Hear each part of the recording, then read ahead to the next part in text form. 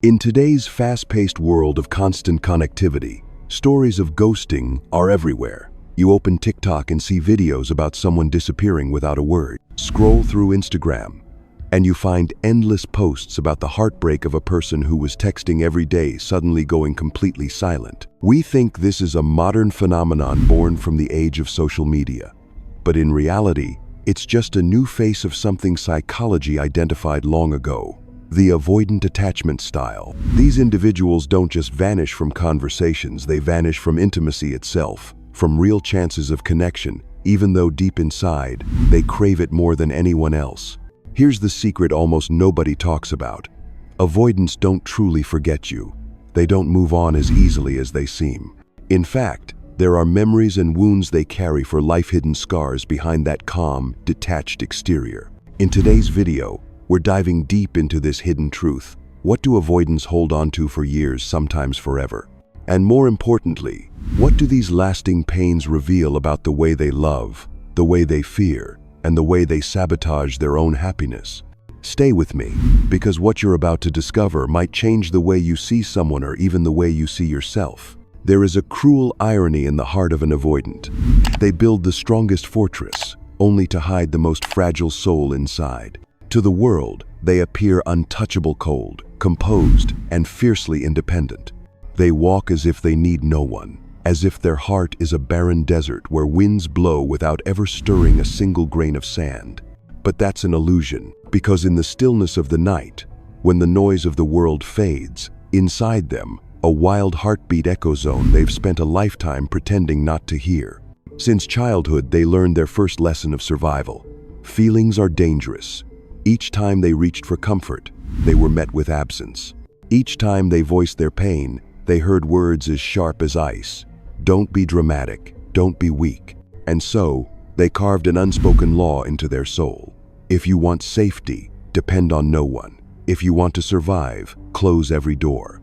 They grew up like solitary warriors, clad in an armor called "I'm fine." But that armor wasn't built for glory, it was built to hide a heart trembling at the thought of abandonment. And here lies the deepest irony. Those who fear love the most are often those who crave it the most. They hunger for eyes that can see through their walls without judgment. They long for a hand gentle enough to touch their wounds without tearing them open again.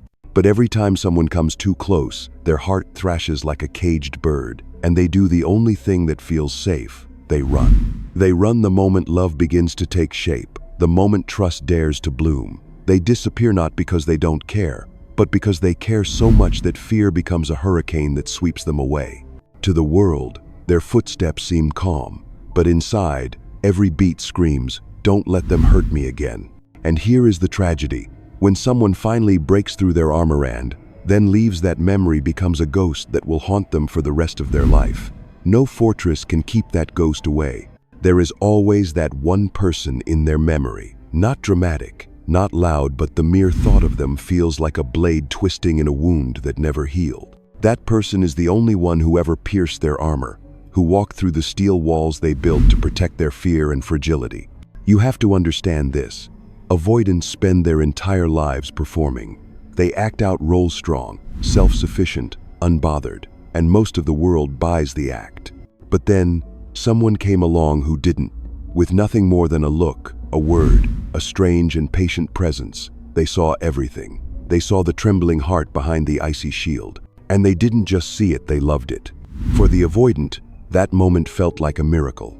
Because all their life, they believed that if anyone saw who they truly were, the weakness, the chaos, the fear, they would be rejected. But this person didn't leave. They stayed. They loved without pressure, without trying to change them. Their eyes seemed to say, "You don't have to be perfect to be loved." And then they left. Maybe out of exhaustion, maybe because the avoidant's own walls became unbearable. Because the truth is, when someone gets too close, the avoidant panics. They do what they've always done: build higher walls, push harder, until the person finally lets go. Back then, the avoidant thought they'd be fine. They told themselves, "Good, I don't need anyone, I'm strong." And they kept living busy, successful, seemingly untouched. But years later, in the stillness of some quiet night, the memory hits. The image of that person, the sound of their voice, small details like the curve of their smile, all of it crashes down like an unannounced storm. And in that moment, they know they lost the most precious thing they ever had, not because of betrayal, but because of their own fear. And this wound is unlike any other. It's both pain and punishment, because every time they remember that person, they don't just remember love, they remember the truth. I had a chance at something real and I destroyed it. That's why this wound never fades. Because it isn't just about losing someone, it's about living with the knowledge that they pushed away the very thing they were starving for. And here's the cruel twist. From that day on, every new person who walks into their life is measured against a ghost, and no one ever wins. There is a moment an avoidant will never forget. Not the moment they met someone new, not the moment a text popped up after a breakup, but a moment so quiet it feels almost innocent. A late night, a familiar song playing in the background, the golden glow of a lamp falling across an empty room. And suddenly, their heart tightened, not from ordinary loneliness, but from a brutal truth. I loved. I truly loved, and I realized it too late. You see, avoidants aren't incapable of love. They know how to love. They feel every heartbeat, every hand squeeze, every tiny smile. But at the time, they did what they always do: suppressed it, locked it away.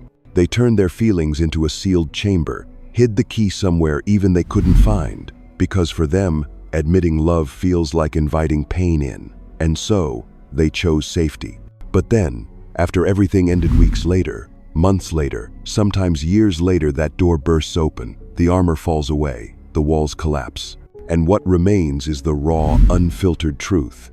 They loved more deeply than they ever imagined, and they lost it forever. What makes this wound so excruciating isn't just the loss, it's the timing. The awareness comes too late. Avoidants experience what psychologists call delayed emotional processing. When the breakup happens, they seem cold, detached, even relieved. People assume they're fine, they never loved me. But the reality is, that's emotional paralysis. They freeze to survive. And when the ice melts, they drown with no one left on the shore to pull them out. In that moment, they replay everything: the texts they didn't send, the love they didn't speak, the embraces they turned away from. They script 1,000 alternate timelines. If only I said I loved you. If only I stayed. If only I didn't run. But every if is ash now. Here's the cruelest twist. Realization doesn't save them from repeating the cycle. The fear remains. The walls go back up. They love again. They run again. They lose again. But that first wound, that first too late recognition becomes a haunting. It whispers to them every night, "You had a chance to save yourself, and you didn't take it." That's a sentence with no appeal. There's one thing almost absolute in avoidance psychology. They can endure loss, but they will never forgive the betrayal of trust, because for them, trust isn't casual. It's not a door casually ajar. It's a fortress dismantled brick by brick, each stone shattered with blood and fear. Avoidants do not open up easily. Every time they let someone in, it's an act of courage. They barely acknowledge themselves. Because to do that, they must go against their primal survival code, etched in their childhood: trust no one, give no one power over you, handle yourself or you'll be destroyed. And then, one day, they break their own rule. They tell someone secrets they've carried for decades. They speak of memories steeped in pain, fears that keep them awake at night, dreams they've buried in silence. And then the nightmare comes true. The person they trusted, the one they thought was safe, uses that vulnerability as a weapon. Maybe in a moment of rage, those secrets are hurled back like knives. Maybe they're leaked as gossip. Or worse, dismissed with contempt. "Wow, I didn't know you were this weak." And Vuan, you can't imagine how deep this wound cuts. It's not just betrayal, it's a confirmation of their oldest fear. I was right not to trust. Love is a trap. And from that moment, something shifts. They don't just rebuild the wall, they construct an unbreachable fortress. No one gets through again. Look closer. This isn't just a personal heartbreak, it's a cultural tragedy. We live in an age obsessed with connection, yet treats vulnerability as leverage. We inhabit a world where confessions become content, where social media turns raw truths into memes, where privacy is entertainment. In such a landscape, the avoidance fear isn't paranoia, it's prophecy. Erich Fromm once said, "To love is an act of courage, But courage needs a foundation, a belief that vulnerability will be cherished, not weaponized. Nietzsche went further, arguing, modern man fears love because it forces him to confront his own fragility, a reality he spends his life denying. Avoidants embody that fear in its most extreme form. The tragedy? They crave a sanctuary for their soul. But the world, harsh and unforgiving, whispers relentlessly, "Go ahead, be weak, you'll pay the price."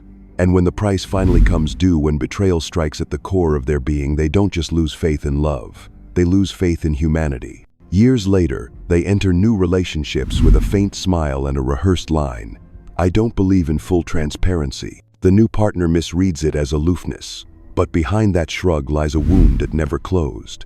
And here's the paradox. When you wound someone at their most vulnerable, you don't just break a bond, you break their belief in the very concept of safety and love.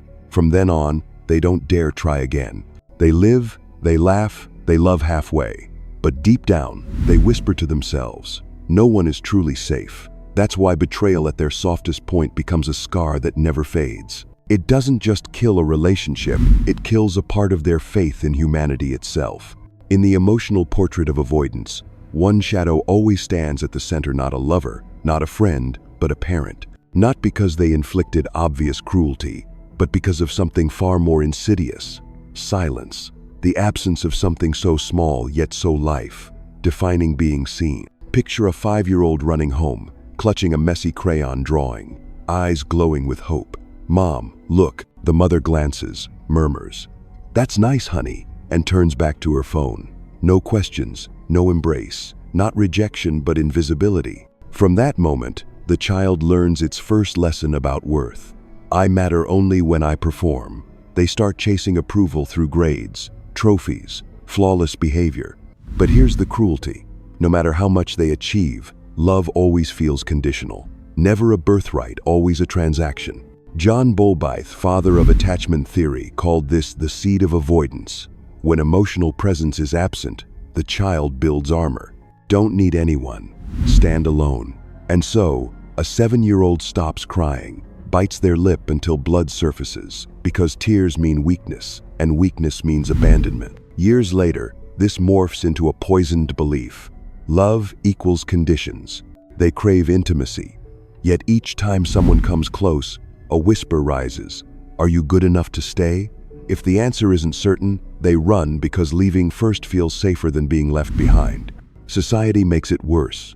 We live in an age where love is commodified, and human worth is measured in likes, resumes, and bank balances. Instagram screams, you are lovable only when you're better, richer, prettier. For avoidance already starved of recognition, this isn't just noise, it's a tidal wave of shame. As Erich Fromm warned in The Art of Loving, modern society turns humans into commodities and love into a market exchange. Avoidants become traders in an emotional marketplace, terrified of being returned when their value depreciates. Nietzsche declared, "You must become who you are." But how does one become what was never mirrored? They grew up staring into a warped mirror reflection, accepted only when flawless. And as Sartre said, man is condemned to be free. For the avoidant, that freedom feels like a life sentence because no one taught them how to use freedom to love. Camus was darker still. The absurdity lies not in the world, but in the silence between human beings. For the avoidant, that silence began at home, and it echoes through every love story that collapses under its weight. Psychological and cultural fallout. In relationships, they hunt for what they never had, unconditional regard. Yet terror of judgment chains them to performance. They date in masks, marry in masks, post curated fragments of life online, while hiding the raw truth because the world cheers for facades. It whispers, show perfection, bury the wound. But no one buries pain forever. One day, success feels hollow. Money, status, accolades all meaningless when the night falls and the room hums with one question: if I weren't beautiful, successful, or impressive, would anyone stay?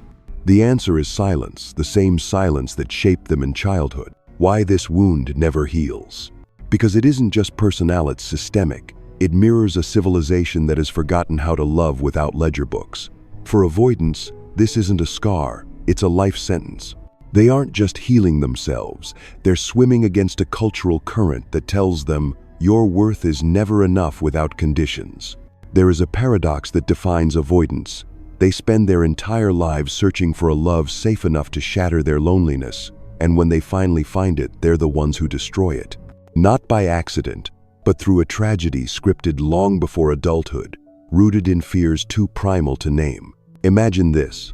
After years of performing independence, they meet someone they know perfect, but profoundly attuned to the secret rhythms of their soul. Someone who understands the silences, someone who doesn't demand instant openness or try to fix them, someone who even loves the broken fragments they despise. For the first time, they feel they can set the armor down. This is what many philosophers call a moment of grace. Kierkegaard wrote, "In true love, one is both exposed and forgiven at the same time." But for avoidance, that grace feels unbearable because it reveals a terrifying truth. To love and be loved, they must relinquish the only thing they've trusted their control. And so, the storm begins. They start feeling threatened not by their partner, but by themselves. Sartre's haunting line echoes, "Hell is other people. Love, no matter how tender, is still intrusion. It demands surrender a piece of freedom, a fragment of self." For avoidance, that feels like sacrilege. So they do what they do best. They sabotage. Not overnight, but through 1,000 tiny withdrawals. Skipped conversations, cold silences, distancing disguised as independence. Until the miracle suffocates not with a bang, but with a whisper. Why this wound never heals? Because when it ends, they have no one to blame but themselves. No betrayal, no scandal, just the merciless truth. I had everything, and I killed it. This is what Camus meant by the absurdity of existence, the chasm between what we crave and what we do to attain it. Avoidants want love more than anyone, but they choose safety, and safety kills love. They long for intimacy, yet raise walls higher each time someone approaches. They fear abandonment, yet their own hands do the leaving. This is not just psychological irony, yet Sartre's prophecy. Man is condemned to destroy himself with his own freedom. Modern love, modern illusion. This tragedy deepens in a culture that worships autonomy while branding commitment as a chain. Marriage is dubbed the grave of love. Long-term devotion, losing yourself. For avoidance, already allergic to dependence, this chorus is a siren song. Ruin its freedom you're saving. But they aren't running toward freedom, they're running toward isolation. As Camus said, man longs for meaning, yet the universe remains silent. Avoidance too, they long for love, yet in guarding themselves, they murder the very thing that could rescue them from the void. The final image. Years later, they sit alone in a quiet room, staring at an old photograph or listening to a song that tastes like yesterday. And the pain floods in not because that person was perfect, but because that person offered something rare, the chance to love without pretending. And they threw it away. This wound stalks them to the grave because no loss cuts deeper than the one carved by their own hands. There is a loss so quiet it doesn't scream, it whispers. Not a breakup, not betrayal, but the slow death of dreams. Avoidants don't just run from love, they run from the life they might have lived. They once wanted to be an artist, but chose a safe office job. They dreamed of living in a city far away, but stayed because risk felt terrifying. They longed to love wildly, but settled for half-hearted arrangements, relationships without depth, just to avoid dependency. Every choice driven by the same silent command: don't put yourself in a position to get hurt. Camus wrote, "Man longs for meaning, yet the universe remains silent." For avoidance, that silence roars every time they turn away from possibility, because it carried emotional risk. They thought safety would protect them. Instead, it kills them slowly, not with tragedy, but with the sterile monotony that bleeds the soul dry. And modern society conspires in this quiet murder. It praises security, worships stability, glorifies practical choices. But the price of safety is a life devoid of intensity, a life scrubbed clean of meaning. One day, with silver hair and trembling hands, they stare at the story of their life and see blank pages. No chapter that burns, no paragraph that rips their breath away. Just neat lines, bloodless and lifeless. And they realize they traded meaning for comfort and found neither. Perhaps this is the cruelest tragedy. They had chances to heal, Maybe it was a therapy session they abandoned because it felt unnecessary. Maybe it was a partner whispering, "Let's face this together." But they turned away because confronting pain felt far more terrifying than living with it. Fromm wrote, "To love is to accept risk." For avoidance, the greatest risk isn't rejection, it's removing the mask they've worn for decades.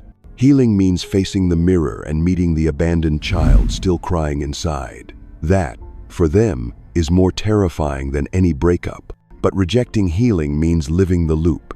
They move from relationship to relationship, job to job, haunted by the same emptiness. They run, but what they flee isn't others, it's themselves. These wounds, they're not memories. They become the prism through which life is seen. Every lover compared to a ghost. Every abandoned dream an echo in the night. Every rejected chance at healing a curse stretching into eternity. Sartre said, "Man is condemned to be free." Avoidants prove him right. They choose freedom to leave, freedom to seek safety and pay with loneliness. Camus smirks in the shadows. "You will never find meaning in flight." But this isn't a story doomed to darkness. Within tragedy flickers a possibility, the chance to stop running, the chance to lay down the armor, the chance to believe not everyone will wound you. And when that happens for the first time, they don't just exist, they live.